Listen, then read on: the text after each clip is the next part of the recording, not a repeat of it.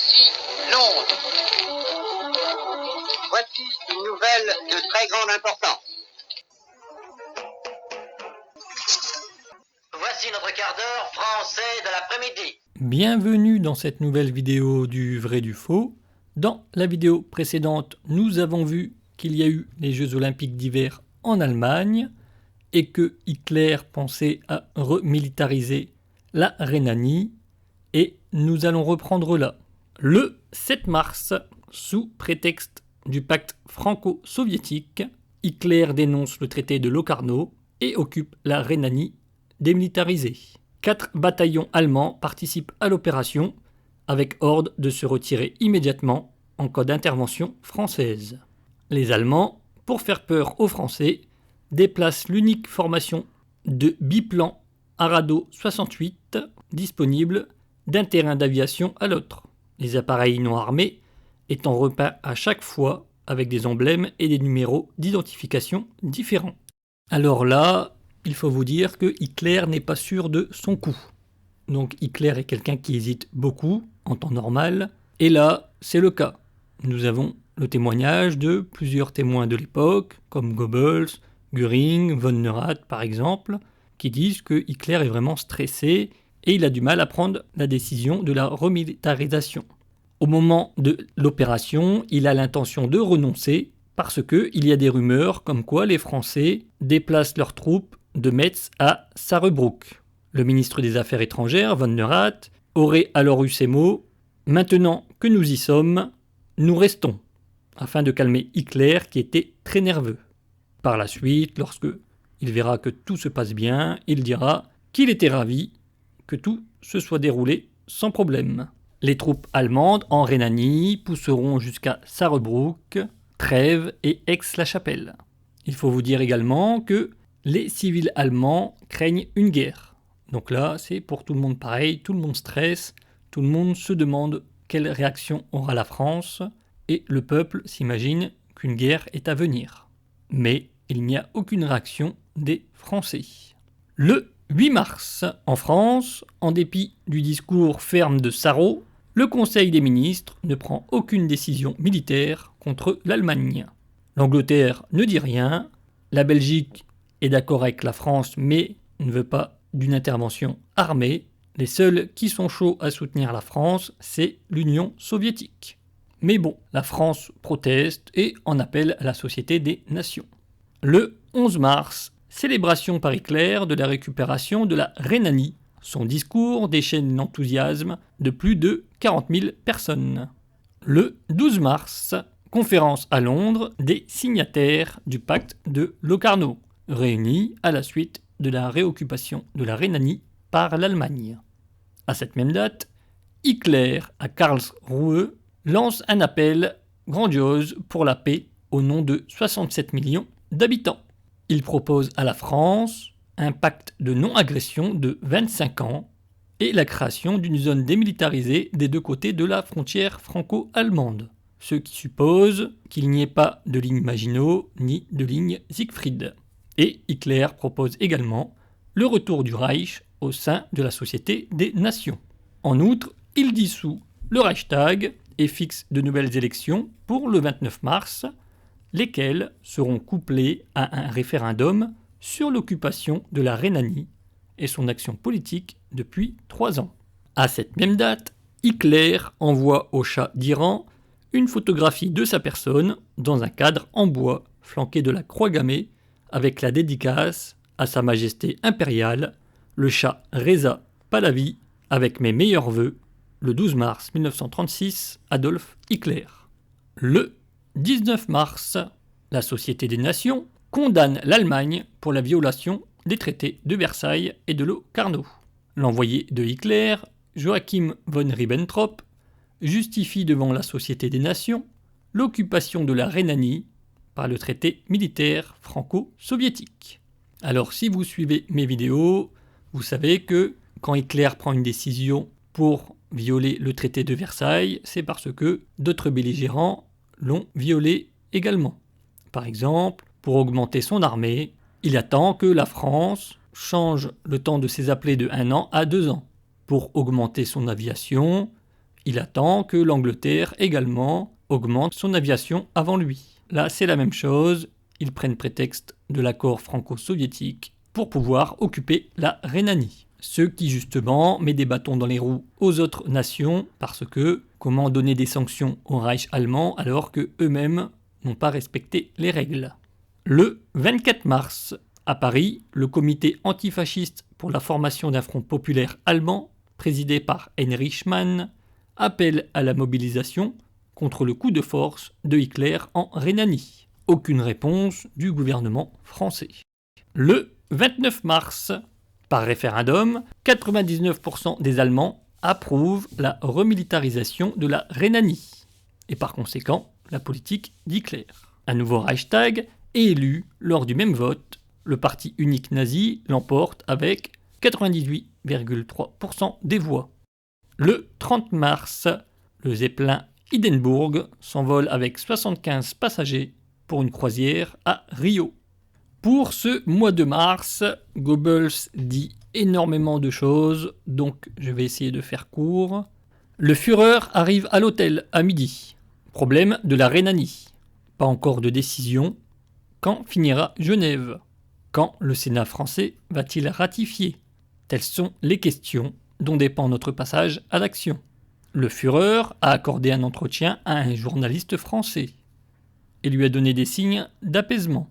Il a fait bonne impression à Paris. Le putsch de Tokyo a été réduit. La situation est encore confuse, mais l'ensemble de la manœuvre a du style. Nous discutons de 1000 problèmes. Être en présence du Führer est toujours profitable. Par la suite, dimanche à Munich. Le Führer arrive. Il est maintenant fermement décidé. Son visage resplendit de calme et de résolution. Il expose à Papen et à moi-même toutes les raisons de sa décision. L'instant est de nouveau critique, mais maintenant il faut agir. Le monde appartient aux courageux, qui n'osent rien, ne gagnent rien non plus. Par la suite, le Führer, Göring, Blumberg, Fritsch, Raeder, Ribbentrop, le Führer expose. Il a pris sa décision. Ce sera dimanche, au Reichstag, proclamation de la remilitarisation de la Rhénanie. Et entre-temps, proposition du retour à la Société des Nations, d'un traité aérien et d'un pacte de non-agression avec la France. Le danger le plus pressant est ainsi réduit, notre isolement rompu, notre souveraineté enfin rétablie. Paris ne peut pas faire grand-chose. L'Angleterre sera contente. Quant à l'Italie, qui a abusé de notre confiance, pas de nouvelle vilenie. Elle ne peut compter sur aucun égard. Par la même occasion, dissolution du Reichstag. Nouvelles élections sur la politique étrangère pour qu'il n'y ait pas de soupçons. La soirée bière est fixée à vendredi. Un plan génialement conçu, Fritsch a besoin de 6 jours. Mais nous ne pourrons rien faire tant que la session n'est pas terminée à Genève. C'est le seul facteur d'incertitude. Nous discutons un long moment encore. François Poncet veut parler au Führer. Par la suite, chez le Führer, François Poncet a entrepris d'assainir la situation. Il veut plus de précision sur l'interview du Führer.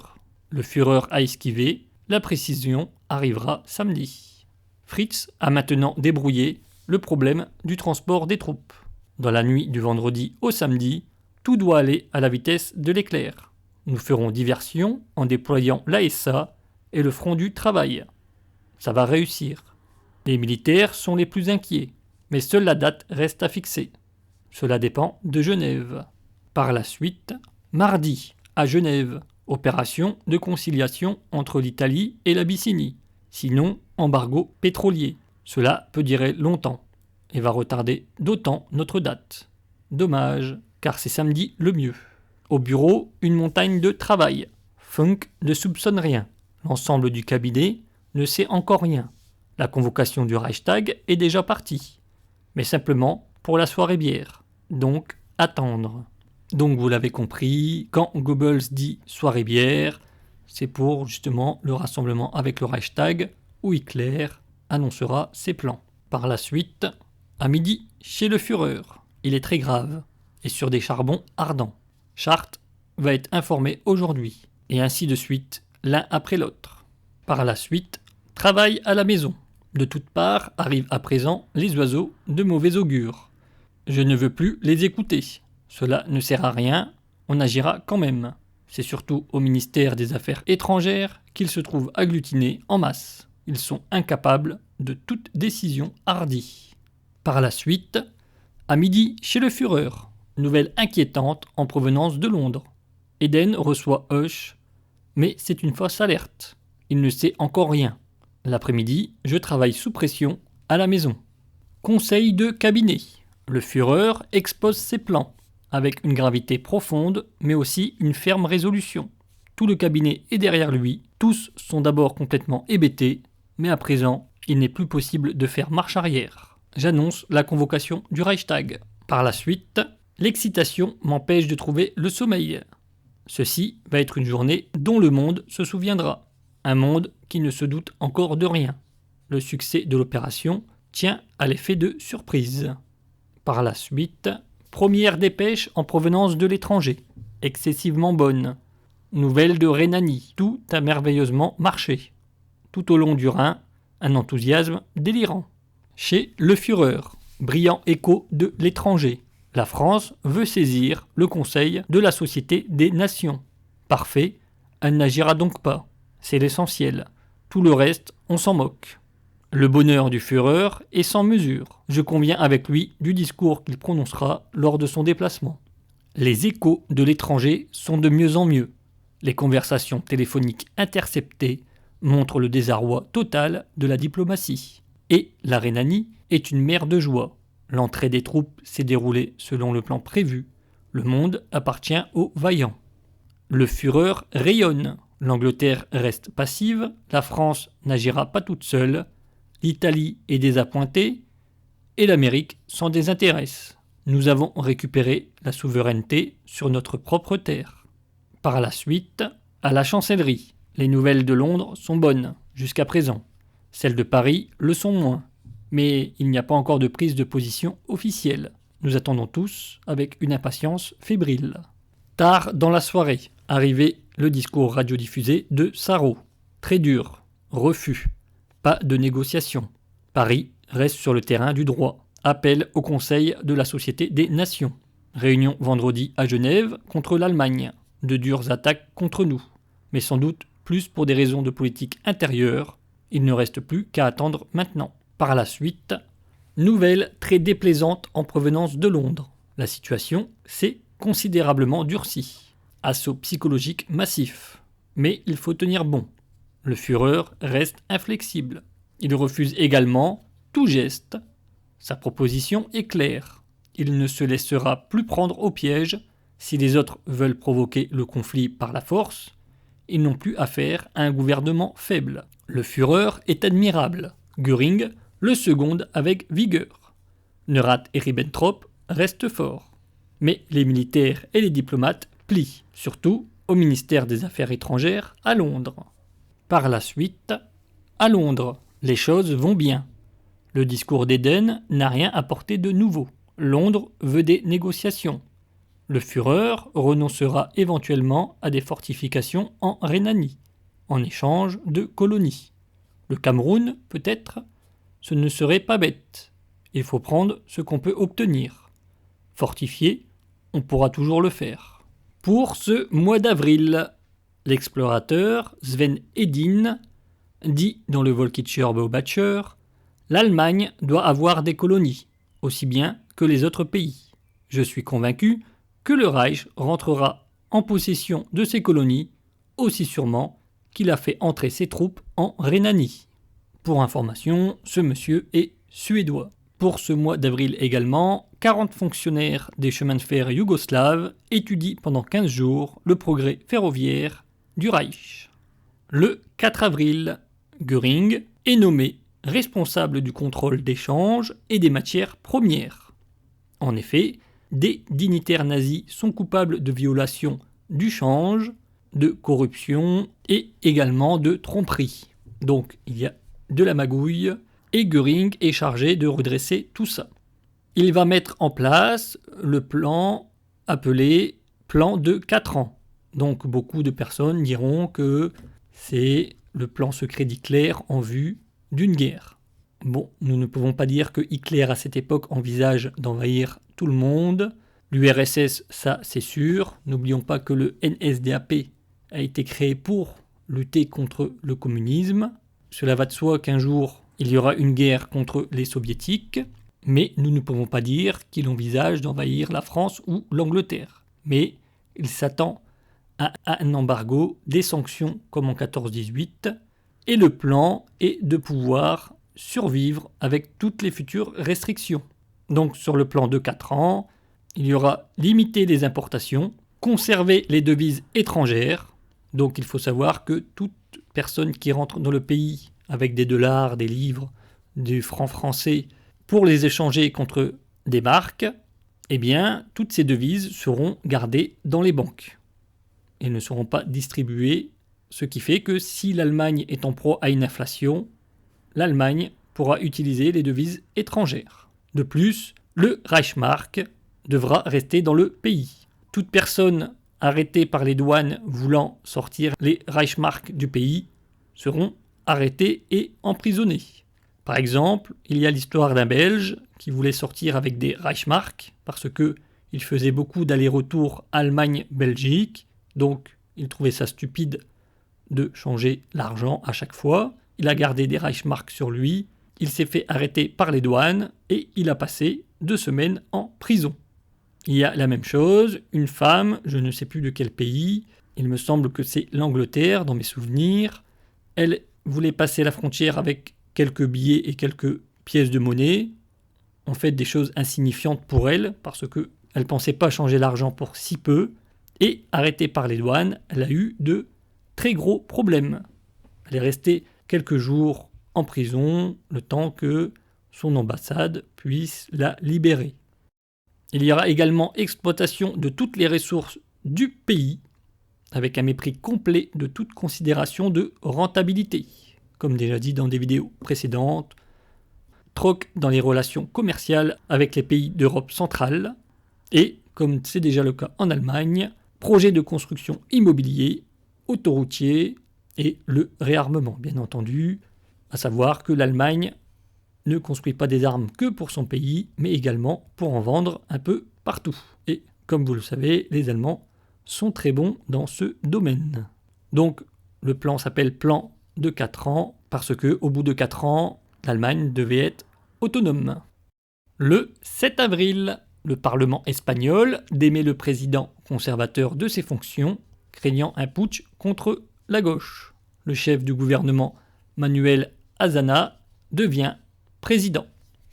Le 18 avril, la Cour de justice de la communauté raciale populaire est élevée au rang d'instance judiciaire suprême pour tous les cas. Ces juges sont nommés directement par Hitler. Le 20 avril, 47e anniversaire d'Adolf Hitler. Pour cet événement, il y aura des parades militaires, infanterie, chars, troupes navales, techniciens d'université, etc. C'est un peu son petit 14 juillet à lui, comme vous pouvez le voir sur les photos. Encore une fois, après le coup de force en Rhénanie, l'armée a confiance en Hitler et elle est encore derrière lui. Le 23 avril, signature par Göring d'un traité commercial germano-soviétique de livraison de matières premières indispensables au réarmement allemand. En effet, déplorant l'inaction de la France, l'URSS envisage dès lors concrètement un rapprochement avec le Reich. À cette même date, le gouvernement du Reich décrète une loi d'amnistie contre les prisonniers nationaux socialistes. Le 24 avril, inauguration par Himmler des châteaux de l'ordre. Donc il y aura le château de Sonthofen, Krossinsee, Vogelsang. Ces châteaux seront construits et rénovés par le Front allemand du travail. Ces châteaux seront des écoles supérieures dans lesquelles seront formés durant 7 semestres, à partir de 23 ans, les futurs hauts dirigeants de la société nazie. Le projet sera compromis par la guerre. Dès 1940, les châteaux de l'ordre serviront à héberger les écoles Adolf Hitler et des centres de rééducation au travail pour les mutilés de guerre. Pour ce mois d'avril, il y a également la visite du ministre des Affaires étrangères chinois, Tang Liangli. Pour information, comme déjà dit, il y a un gros rapprochement entre la Chine et l'Allemagne. Alors là aussi, pour ce mois d'avril, Goebbels nous dit beaucoup de choses. Il parle que la presse étrangère attaque le vote pour le nouveau Reichstag. Goebbels dit qu'il menace les presses étrangères de les virer du pays et que par la suite, la presse étrangère passe sous silence l'affaire des bulletins blancs. Il nous dit également qu'il va acheter une maison, qu'il n'a pas assez d'argent et que Hitler lui prêtera la somme restante. Par la suite, à Genève, pagaille extraordinaire, l'Angleterre et la France se chamaillent. Pendant ce temps, Mussolini met en pièces le Négus. Il revient par la suite sur sa maison qu'il vient d'acheter. Le Führer vient l'après-midi. Nous visitons toute la maison. Il en est totalement enchanté. Nous promet de venir souvent en visite. Tout lui plaît. La situation, l'aménagement et surtout l'appartement d'amis que nous avons fignolé justement pour lui. Nous parlons beaucoup des chantiers d'autoroute qu'il a visités et les 5 millions de maisons ouvrières qu'il va faire construire dans les années qui viennent. C'est une joie de l'écouter et de pouvoir l'aider dans ses grandes réalisations. Par la suite, Goebbels nous dit que la sœur de Lady Mitford est envoyée pour proposer au Reich allemand un crédit de 50 à 100 millions de livres auprès de la banque Morgan.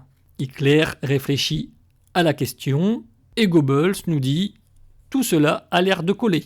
Un représentant de la banque Morgan doit venir en Allemagne pour traiter avec Schröder. Condition, aucun couplage avec le remboursement d'anciennes dettes et pas de conditions humiliantes sur le plan politique. Nous verrons bien ce qui peut en sortir. » Par la suite, mardi, Göring a la haute main sur les devises et les matières premières. Nous allons beaucoup travailler ensemble. Déjudaïsation de la Chambre de la Culture. Il reste encore beaucoup de juifs dans les associations.